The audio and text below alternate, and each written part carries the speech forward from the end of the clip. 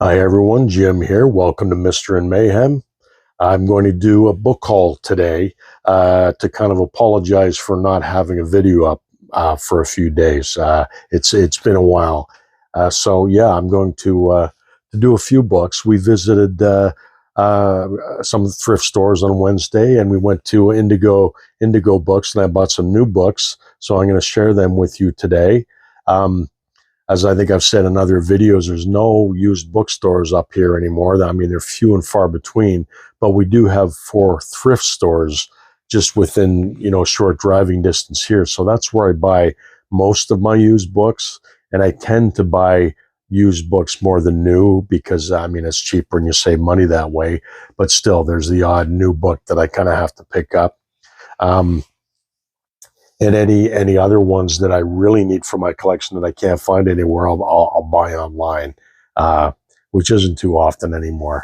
But I also wanted to thank everybody for such a great response to the Sherlock Holmes Holmes is Where the Heart Is in February, the reading event and the book tag. I don't know if I actually properly thanked everybody for that, but it was such a great response, and I'm still finding videos that people did that I haven't seen yet, and I apologize if I haven't got to your video or commented on your video, but hopefully I'll get to them all and see what you guys had to say about Sherlock Holmes. It was just a great event.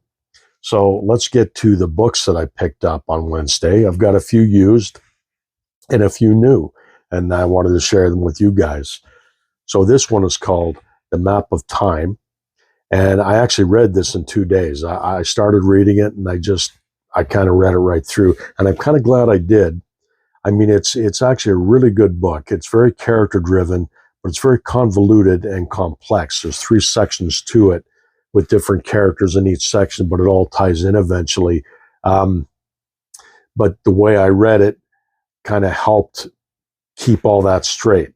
Now, if I didn't read it the way I did, I think it would have been very easy to get lost in the narrative of this book. It's 600 pages. So I don't know if that could be regarded as a mammoth. Maybe that could go towards my March of the Mammoth book. But I enjoyed it. I gave it 4 stars because I enjoyed it a lot. And I love time travel stories. And this deals with that kind of thing. So yeah, just a nice little paperback, which wasn't in a section I normally look in. I just kind of found it by chance. So I was happy to find that one. So I got some Ed McBain's, some used hardcovers.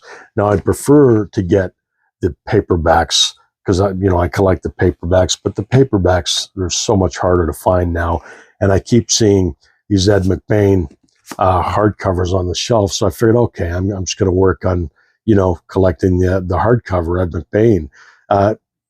How many? He had like 50 or 55 of these in the series, so I've got nowhere near that many, but I do enjoy him. Now, he's the kind of writer, I've been reading him for years since I was a kid, but when you enjoy them, but he's not the kind of writer that you go out and you immediately want to buy all his stuff. Just if you happen to see them on the shelf, you'll pick them up, and that's the way I am with him. So this one is romance. And I have this one called Kiss. And they're just big hardcovers. And I would gladly trade these in for the paperbacks if I could. But I want to read the stories. And, there they are available to me. And I got an omnibus of the 87th Precinct with Tricks, Ice, and 8 Black Horses. Now, I have Ice and 8 Black Horses in paperback, but I don't have Tricks. And that's just kind of a cool looking omnibus book volume, and I do have a few of these on my shelf. Not Ed McBain, but Louis L'Amour, Mickey Spillane, Raymond Chandler, and a couple others. So they're kind of nice to have on your shelf. So I thought that was worth it, and the price is right. I mean, they're only $3 at the thrift store for that, so that was definitely worth it. And another omnibus, which I was very happy to find this one, was Archer P.I. by Ross MacDonald. And this has The Ivory Grin, The Zebra-Striped Hearse, and The Underground Man. Now, I have another omnibus volume, which was my first introduction to Lou Archer actually years ago, called Archer at Large, which features 3 three novels as well. So when I saw this, I was happy to get it because it's going to look nice right next to my other omnibus volume. And for those who haven't read Ross MacDonald, one of the top three PIs of all time, along with Sam Spade, Philip Marlowe, and Lou Archer. And some could argue that Mike Hammer should be in there too. But yeah, Ross MacDonald is my number three as far as private eyes go. And well recommended to read his books. I love his stories, and I will feature his stories on a future video, probably very soon. So yeah, that was just nice to get that one. I was happy, very happy. So the new books I got at Indigo Bookstore, which I still hate that name. I wish they'd kept the name Chapters. It just made more sense. But every time I go there, I try to pick up these magazines, Ellery Queen Mystery Magazine and the Alfred Hitchcock Mystery Magazine. Now, I just love these. I love the short stories, and I love the fact that they're still around. And, I could contribute a story to them if I wanted to. And I haven't lucked out yet, but I'll keep trying. But there's a Dr. Watson story in this one. So I was happy to find that. And usually Ellery Queen, I think they have an annual Sherlock Holmes edition where it's mostly Sherlock Holmes stories, and they'll have Sherlock Holmes on the cover, which is not this one, but they do that, which is nice. And yeah, I'm looking forward to reading them. I'm always happy to get these. I have quite a few of them on my shelf, and they're a lot of fun. And I have a hard case crime book, which I'm trying to collect a lot more of these. And I snag them when I can, because these come on the shelves, and then once they're gone, they're gone. You can't find them again unless you can get them used, and usually they're a little bit more money than you'd pay at the bookstore if you just bought them new. And that's just kind of a cool cover. I love the covers they do on these, and the stories they choose are always awesome. Hard-boiled, gritty, and yeah, I will do a feature on my hard case crime books eventually. I have a few of them, not as much as some others I've seen, other booktubers, and I kind of envy their collection. I wish I'd kind of bought these as they came out, but hindsight's 2020. Now this one, I wasn't aware of this book until the February Holmes reading event, and a lot of people mentioned this book. This is the first approved Sherlock Holmes book, apparently, from the Conan Doyle estate, The House of Silk by Anthony Horowitz. Now, I'm glad I finally got it. I saw it at the store, and I had to snag it. And I will probably read this very soon. Currently, I'm reading another Pendergast novel, so I might read this one after I finish the Pendergast novel I'm reading right now. But yeah, that was a good find, and I'm thankful to you people out there for pointing me towards that book.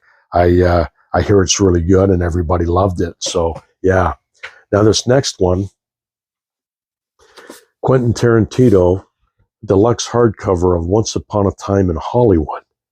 Now, I got the paperback when it came out. When the movie came out, there was a paperback, first edition, first printing of this story. But this has been just recently reprinted in this hardcover with that neat cover. But the reason I got this, they called it a deluxe hardcover because it's got all kinds of goodies in the back. It's got like a screenplay of Bounty Law, which is the fictional Western TV series from the movie from the 50s. There's an entire episode there. Then they have a bunch of faux movie posters and TV guides from the character from the movie. I mean, they're committed to it, man. Honestly, like there's one of the Dell comic books and one of the paperback adaptations, of Bounty Law. And there's a lunchbox. A board game. And I was reading this in the store, and I just thought, man, this is brilliant. I got to have this. A couple of movie posters with the character Rick Dalton. There's There he is in a movie with Glenn Ford, Hellfire, Texas. Very cool.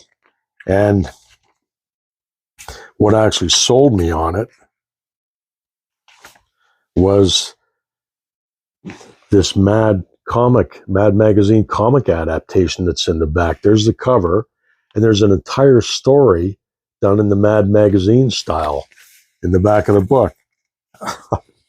So, and I love Mad Magazine, and my favorite part of Mad Magazine is the movie adaptations that they did. So here they have an entire story with Leonardo DiCaprio playing Rick Dalton,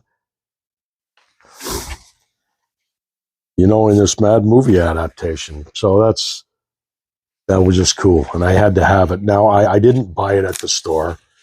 I should have, because usually I like to support bookstores, but it was $37, and I looked online, and it was $10 cheaper. So I didn't buy it at the store. I just ordered it from Amazon while I was there at the store, and it came the next day. A little ashamed of myself, but I've got to save money where I can. That's $37 is pretty expensive for a book for me. But that's a nice volume. So I kind of had to have that. But that's it for my book haul. I mean, I've gotten other books through the weeks, but I didn't get around to showing them to you. And I think I showed you my the Conan comic books that I picked up a couple weeks back. I think Titan Comics is up to Conan number 8 now, and then they've got the magazine, Savage Sword of Conan magazine, which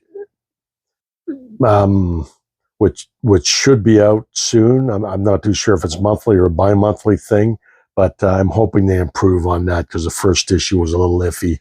Other than that, as you can see from buying my books, my Read What You Own challenge has obviously failed, but I was still trying to do that 50 book goal, even though, the challenge has kind of failed. But I think I'm up to 33 books. So I'm not going to make the 50 by the beginning of April. But I mean, 33 books isn't too shabby in that span of time. And so I'll probably do better next year. Once the next one comes around, I'll do it again. Try to restrain myself from buying books, but I can't make any promises. I know a lot of you guys make your own rules up, for each individual. So maybe I'll come up with a different set of rules and give it another shot, give it another go. This is Mr. in Mayhem signing off. You guys take care for now. Keep reading.